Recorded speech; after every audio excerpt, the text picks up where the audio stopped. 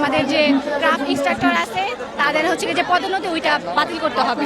আমাদের ডিপ্লোমা যারা আছে তাদের সম্পূর্ণ কিছু ইংরেজিতে করতে হবে। তারপর হচ্ছে কি আমাদের যে এতগুলা পলিটেকনিক তাদের মাত্র একটা মাত্র বিশ্ববিদ্যালয়, ওই আমাদের জন্য আরো বিশ্ববিদ্যালয় দরকার, তো ওইটা করতে হবে। তারপরে দশম গ্রেড শুধু আমাদের চাই, ওইটা আমাদের জন্য নির্দিষ্ট করতে হবে।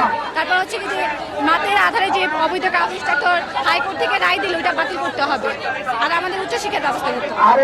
যেমন এতদিন ধরেও চলছিল কাফন মিছিল চলেছে এবং একের পর এক চলতেছে, যেমন আজকে আমরা প্রতিবাদী মিছিল, কালকেও চলেছে গাজীপুরে, আজকে সেটা আমরা ঢাকা পলিটেকনিক এবং বিভিন্ন প্রতিষ্ঠান মিলে আমরা এটার প্রতিবাদ জানাচ্ছি। এরপরে যদি কোনো আজকে যদি তারা মেনে নেয় তাহলে আমরা এখানেই সমাপ্ত করব, কিন্তু যদি তারা না মানে তাহলে পরবর্তীতে আমাদের যারা নেতৃত্ব দিচ্ছেন তারা তাদের পক্ষ থেকে জানিয়ে দেবেন আমাদের পরে কি পদক্ষেপ নেওয়া হবে, কিন্তু যতক্ষণ না মানা হবে ততক্ষণ আমরা ছাড়ছি না রাজনীতি।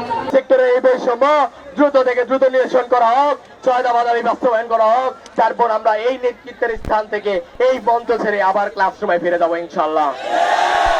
দেশ করার হাতিয়ার, দেশ করার হাতিয়ার। আমি কে, তুমি কে? আমি প্রাইভেট প্রতিনিধি হিসেবে এখানে আসছি, প্রাইভেট প্রতিনিধি হিসেবে এখানে আসছি আপনার সাথে কথা বলার জন্য। আমাদের 6 দফা দাবি, এটা আমাদের যৌক্তিক দাবি। সচিবালয় বলছে যৌক্তিক দাবি, মন্ত্রণালয় বললো যৌক্তিক দাবি, তারপর হচ্ছে শিক্ষা বোর্ড থেকে বলছে যৌক্তিক দাবি, কিন্তু তারা কিন্তু বাস্তবায়ন করতেছে না। কিন্তু আমরা প্রাইভেট থেকে এই আন্দোলনের পুরো সমর্থক করছি। যতক্ষণ পর্যন্ত না আমাদের আন্দোলন সমর্থক না হচ্ছে, যতক্ষণ পর্যন্ত আমাদের আন্দোলন সফল না হচ্ছে, আমাদের দাবি না মেনে নেওয়া হবে, ততক্ষণ পর্যন্ত আমরা রাজপথ ছাড়বো না। আমাদের সিনিয়র যে বড় ভাইরা আছে, ইঞ্জিনিয়ার, তারা আশ্বস্ত করেছে যে তোমরা আন্দোলন চালিয়ে যাও। আমাদের যে বড় ভাইরা তেরোতে আমাদের রক্ত দিয়ে আমাদের এই বল দেখেছে, তারা আমাদেরকে আশ্বস্ত করেছে আমরা তাদের পাশে আছি। আমি মোহাম্মদ ইউসুফ আলী, রাজশাহী পলিটেকনিক ইনস্টিটিউট ও রাজশাহী বিভাগীয় প্রতিনিধি। কারিগরি ছাত্র আন্দোলন কর্তৃক উত্থাপিত 6 দফা দাবিকে রাজশাহী বিভাগের সকল সরকারি ও বেসরকারি পলিটেকনিক ইনস্টিটিউট সমর্থন করছে এবং এই 6 দফা দাবির সাথে বিগত 8 মাস যাবৎ আমরা এই দাবি নিয়ে কাজ করছি, কিন্তু সরকার পক্ষ থেকে আমাদের দাবি বাস্তবায়ন করার কোনো মৌখিক আশ্বাস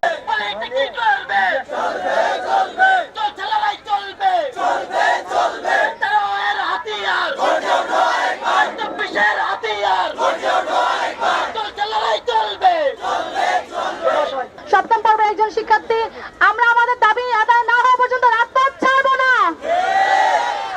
যতদিন না পর্যন্ত আমাদের দাবি আদায় না হয় আমরা আরো কঠোর থেকে কঠোরতর কর্মসূচি থেকে এগিয়ে যাব। আমরা 6 দফা বাস্তবায়নের জন্য আজকে ইউসেফ এর সাথে আরো অন্যান্য পলিটেকনিক ও মিরপুর 10 যোগ দিয়েছি।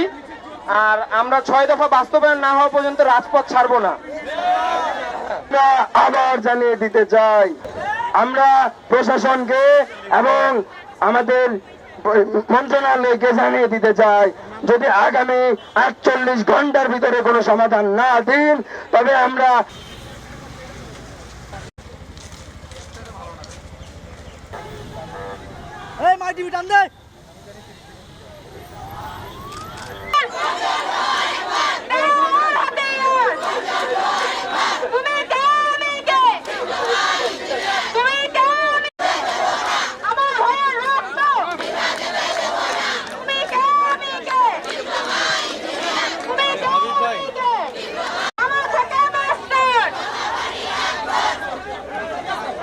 আমাদের 6টা দাবি দীর্ঘ 8 মাস যাবৎ আমরা এই দাবিগুলো নিয়ে রাজপথে ছিলাম। আমাদের দফায় দফায় হচ্ছে তারা আশ্বাস দিচ্ছে, কিন্তু কোনোভাবে আমাদের দাবিগুলো পূরণ হচ্ছে না।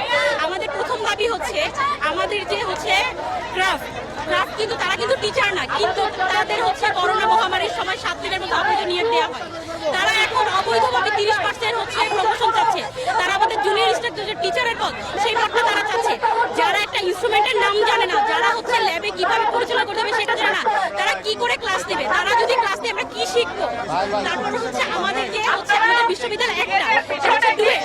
এখন আমরা হচ্ছে আমাদের 49টা পলিটেকনিক, সেখান থেকে অনেক স্টুডেন্ট বের হয়, প্রাইভেট পলিটেকনিক আছে। আমরা হচ্ছে ডিপ্লোমাটা শেষ করে আমরা যে উচ্চশিক্ষার জন্য পিএইচডি করবো, একটা পলিটেকনিক একটা ডুয়েটে হচ্ছে আসন সংখ্যা খুবই সীমিত। আমরা কিভাবে আমাদের পড়াশোনাটা কমপ্লিট করবো? আমাদের তো আসন নেই।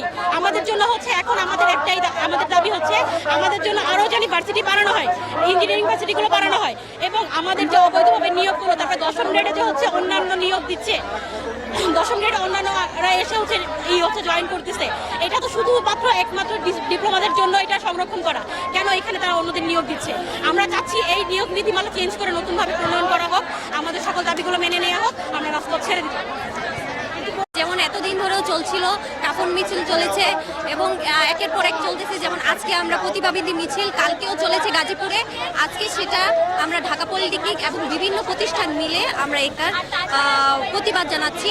এরপরে যদি কোনো আজকে যদি তারা মেনে নেয় তাহলে আমরা এখানেই সমাপ্ত করব, কিন্তু যদি তারা না মানে তাহলে পরবর্তীতে আমাদের যারা নেতৃত্ব দিচ্ছেন তারা তাদের পক্ষ থেকে জানিয়ে দেবেন আমাদের পরে কি পদক্ষেপ নেওয়া হবে, কিন্তু যতক্ষণ না মানা হবে ততক্ষণ আমরা ছাড়ছি না রাজপথ। তা আমাদের যে ক্রাফট ইনস্ট্রাক্টর আছে তাদের হচ্ছে যে পদোন্নতি ওইটা বাতিল করতে হবে। আমাদের ডিপ্লোমা যারা আছে তাদের সম্পূর্ণ কিছু ইংরেজিতে করতে হবে। তারপর হচ্ছে কি আমাদের যে এতগুলা পলিটেকনিক তাদের মাত্র একটা মাত্র বিশ্ববিদ্যালয়, ওই আমাদের জন্য আরো বিশ্ববিদ্যালয় দরকার, তো ওইটা করতে হবে। তারপরে দশম গ্রেড শুধু আমাদের চাই, ওইটা আমাদের জন্য নির্দিষ্ট করতে হবে। তারপর হচ্ছে কি যে মাতের আধারে যে অবৈধ ক্রাফট ইনস্ট্রাক্টর হাইকোর্ট থেকে রায় দিল ওইটা বাতিল করতে হবে, আর আমাদের উচ্চশিক্ষার ব্যবস্থা করতে হবে। আমাদের কুমিল্লার ভাইদের উপরে অনেক হামলা করা হয়েছে, আমাদের কুমিল্লার ভাইরা অনেক রক্তাক্ত হয়েছে, কিন্তু আমরা এই দাবি না মানা পর্যন্ত আমরা এই রাজপথ ছাড়বো না।